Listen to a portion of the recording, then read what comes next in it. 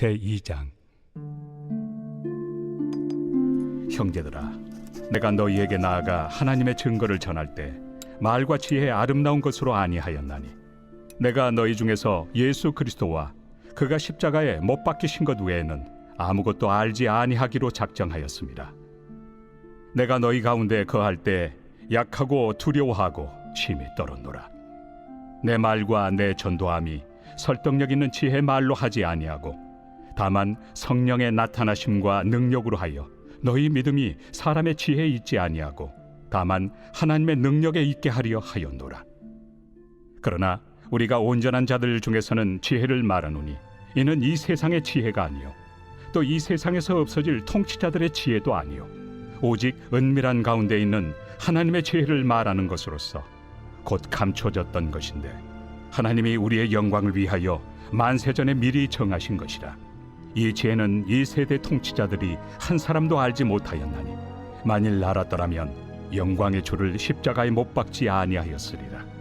기록된 바 하나님이 자기를 사랑하는 자들을 위하여 예비하신 모든 것은 눈으로 보지 못하고 귀로 듣지 못하고 사람의 마음으로 생각하지도 못하였다 함과 같으리라. 우리 사랑하는 브릿지 가족 여러분, 그리고 오늘도 함께 큐티의 자리를 지켜가시는 우리 소중한 성도 여러분, 2026년 5월 13일 수요일 고린도전서 2장 1절부터 9절까지의 말씀을 중심으로 하나님의 지혜, 구속사의 관점으로 바라본다 라고 하는 제목하에 오늘 주신 본문 말씀 함께 큐티하기를 원합니다. 자, 특별히 오늘 제가 여러분들과 좀 함께 나누고 싶은 말씀의 핵심적인 질문이 하나 있습니다. 그것이 뭐냐면, 도대체 무엇이 참된 지혜인가 라는 겁니다. 무엇이 인간을 구원하는 능력인가? 세상은 지혜를 추구합니다. 사람들은 더 많이 배우고 더 높은 위치에 올라가고 더 논리적이고 설득력 있는 말을 하기를 원하지요. 자, 그런데 사도 바울은 오늘 놀라운 고백을 합니다. 내가 너희 가운데 거할 때에 약하고 두려워하고 심히 떨었노라. 자, 그리고 나서 예수 그리스도와 그가 십자가에 못 박히신 것 외에는 아무것도 알지 아니하기로 작정하였다 라고 말입니다. 자, 왜 사도 바울은 이렇게 말을 했을까요? 오늘 우리는 이 말씀을 다른 관점이 아닌 구속사적인 관점에서 한번 살펴보려고 하는데요. 자, 십자가가 왜 하나님의 감추어진 지혜인지, 그리고 왜 그것만이 인간을 살리는 유일한 능력인지를 함께 은혜 가운데 깨닫길 원합니다. 여러분, 창세기부터 인간은 하나님의 지혜보다 자신의 지혜를 붙들었습니다. 아담과 하와를 보십시오. 사탄은 이렇게 유혹했습니다. 너희가 이것을 먹는 날에는 하나님과 같이 될 것이다. 인간은 하나님을 의지하기보다 스스로 선악을 판단하려고 했습니다. 하나님의 말씀보다 자기 판단을 더 신뢰하게 된 거죠. 그 결과 죄가 세상에 들어왔고 죽음이 들어오고 하나님과의 관계가 끊어졌습니다. 자, 그 이후에 인간의 역사는 어떻게 되던가요? 계속해서 인간의 지혜로 하나님 없이 살아가려고 하는 역사가 창세기 3장 이후에 기록된 인류의 역사 아니겠습니까? 바벨탑 사건도 마찬가지입니다. 우리가 우리 이름을 내자, 하늘까지 닿는 탑을 쌓자. 여러분, 인간은 하나님 없이 스스로 높아지려고 했습니다. 그러자 하나님은 인간의 지혜를 다 흩으셨죠. 왜 그러셨을까요? 인간의 지혜로는 결코 하나님께 이를 수 없기 때문입니다. 자, 구속사의 역사는요, 인간의 실패의 역사이면서 동시에 하나님의 구원의 역사입니다. 그러니까 인간은 계속해서 실패하죠. 그렇게 실패한 인간들을 구원하기 위해 하나님은 계속해서 구원의 길을 준비하시는 겁니다. 자, 오늘 본문 7절 말씀해 보시면, 오직 은밀한 가운데 있는 하나님의 지혜를 말하는 것으로서 감추어졌던 것인데 하나님이 우리의 영광을 위하여 만세전에 미리 정하신 것이라 라고 하는 말씀이 나옵니다. 자, 여기서 바울은 하나님의 지혜를 감추어진 지혜라고 말합니다. 자, 세상이 발견한 지혜가 아니에요. 철학자가 열심히 연구해서 얻어낸 지혜가 아닙니다. 인간의 이성으로 깨달은 지혜도 아닙니다. 하나님께서 감추어 두셨던 지혜, 그것이 무엇입니까? 바로 죄로 인하여 실패한 그 인류를 예수 그리스도를 통해 이 땅에 구원자로 보내주셔서 우리를 구원하시겠다라고 하는 하나님의 원대한 구원의 계획, 이게 감추어져 있었던 지혜였던 거예요. 자, 그리고 그것은 만세 전에, 창세 전에 시간과 공간이 연합하여 하나의 역사를 창조하기 훨씬 이전에 이미 정하신 것이다라는 겁니다. 그러니까 여러분, 예수님의 십자가는요, 우연한 사건이 아니다라는 겁니다. 인간이 실수해서 일어난 비극이 아니에요. 로마의 정치 실패도 아닙니다. 창세 전부터 하나님이 계획하신 구원의 사건입니다. 저와 여러분들을 향해 미리 예비해 놓으신 하나님의 구원의 계획입니다. 에덴 동산에서 인간이 죄를 짓기 전에 하나님은 이미 어린 양을 준비하셨습니다. 그래서 성경은 예수님을 창세로부터 죽임당한 어린 양 이렇게 표현하고 말하죠. 자, 구속사의 중심에는 언제나 십자가가 있습니다. 자, 보세요. 아브라함이 이삭을 바칠 때, 유월절 어린 양의 피가 문설주에 발라졌을 때, 광야에서 노뱀이 들렸을 때, 그리고 이사야가 고난받는 종을 예언했을 때, 그 모든 것은 결국 십자가를 향하고 있었습니다. 구약 전체는요, 이 땅에 오실 예수 그리스도 메시아를 가리키고, 신약 전체는 이 땅에 오신 예수 그리스도 그 메시아를 증거하는 겁니다. 그리고 그 중심에는 뭐가 있어요? 십자가가 있는 거예요. 자, 오늘 본문 8절 말씀을 보시겠습니까? 이렇게 하나님께서 만세 전에 예비하신 것, 이 놀라운 지혜를 감추어 놓았으니 이걸 누가 알겠습니까? 자, 8절에 이렇게 기록되어 있죠. 이 지혜는 이 세대의 통치자들이 한 사람도 알지 못하였나니 만일 알았더라면 영광의 주를 십자가에 못 박지 아니하였으리라. 그렇죠. 알았으면 예수님을 어찌 십자가에 못 박아 죽일 수 있겠습니까? 세상은 예수님을 이해하지 못했습니다. 왜일까요? 십자가는 세상의 기준으로 보면 실패이기 때문이에요. 유대인들에게는 메시아, 강한 왕이 있어야 했었습니다. 로마를 무너뜨리고 정치적 해방을 가져와야만 했던 거죠. 그리고 헬라인들은 철학적 지혜를 원했습니다. 그런데 예수님이 어떻게 이 땅에 오셨습니까? 낮고 천한 모습으로 오셨어요. 종의 형체를 입고 오셨어요.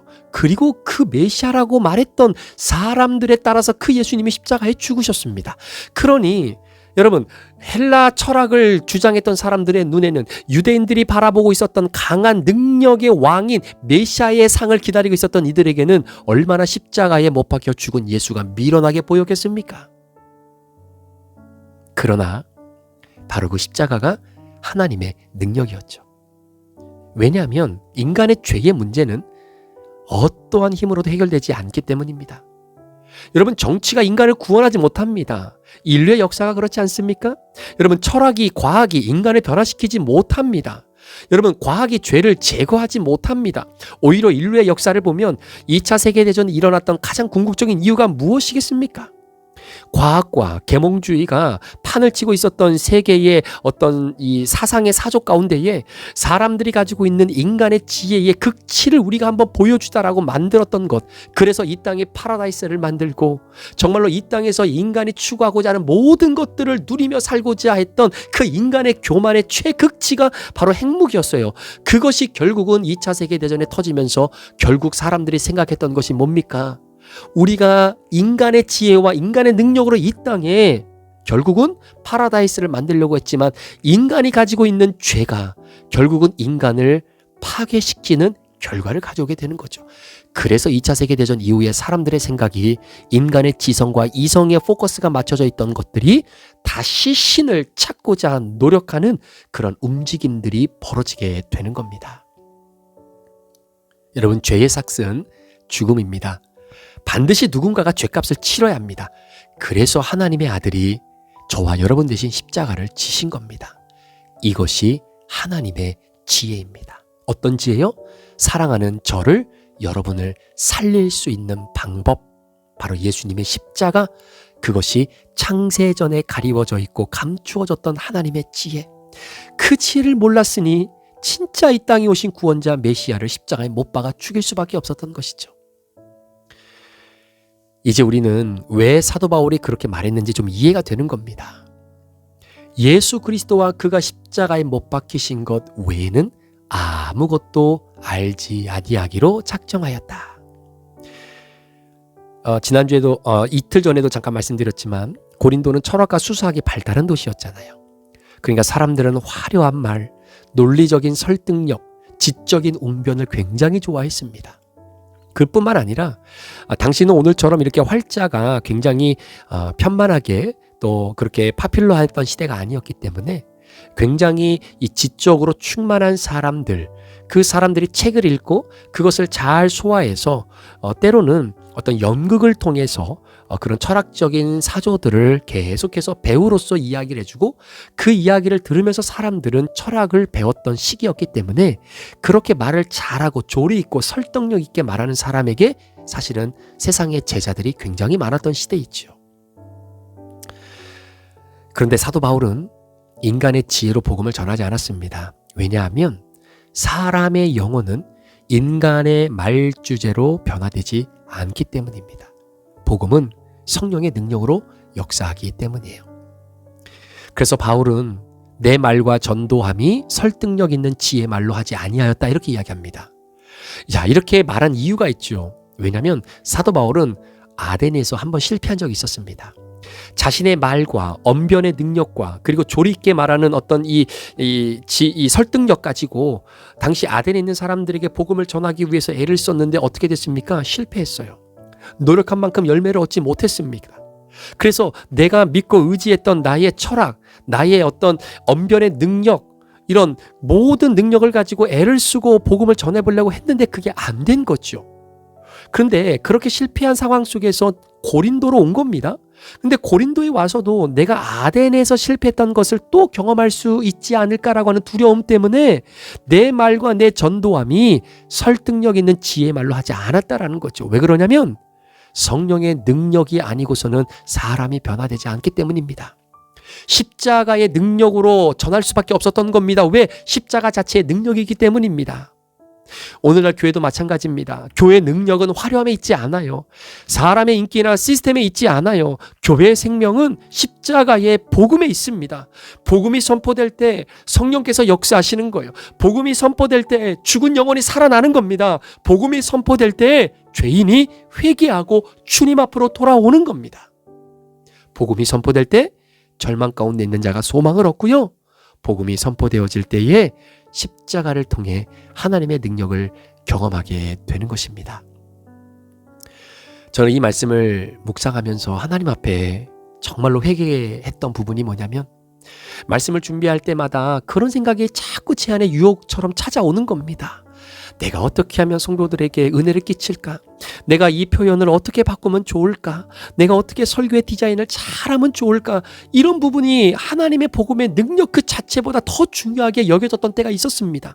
그걸 철저하게 하나님 앞에 회개하고 아무리 내가 언변의 능력이 있고 발음이 좋고 말을 빨리 하고 여러 가지로 잘 준비되고 짜여진 논리적인 흐름으로 설교를 준비한다 손 치더라도 십자가의 능력이 아니면 복음의 능력이 아니면 절대로 한 사람의 영혼도 만질 수 없고 터치할 수도 없다는 것을 철저하게 깨닫게 되는 겁니다. 성도들에게 늘 새로운 관점에서 바라보는 말씀을 전해야만 한다라고 하는 어떤 이런 부담감에서 벗어나서 복음은 그 자체가 능력이 있는 거잖아요. 하나님의 말씀은 말씀 자체의 능력이 있는 거잖아요. 그 능력만 전하면 그 다음은 성령님이 하시는데 왜 이걸 내가 하려고 했을까? 왜 이거를 붙잡고 그렇게 해달라고 기도했을까? 하나님 앞에 철저하게 회개했던 시간이 있었습니다. 사랑하는 성도 여러분, 하나님이 우리의 영광을 위하여 만세전에 미리 정하신 그 하나님의 지혜, 그 복음의 능력, 아담 안에서 잃어버린 하나님의 형상을 십자가 안에서 다시 회복시키는 그 하나님의 놀라운 구속의 은혜가 오늘을 살아가는 저와 여러분들에게 연결되어진 은혜가 있기를 원합니다. 여러분, 십자가는 끝이 아니에요. 부활로 이어집니다. 그리고 영광으로도 이어집니다. 따라서 우리 사랑하는 성도 여러분, 오늘 십자가로 한 걸음 한 걸음 더 가까이 나아가는 우리의 삶을 부끄러워하지 않기를 축복합니다.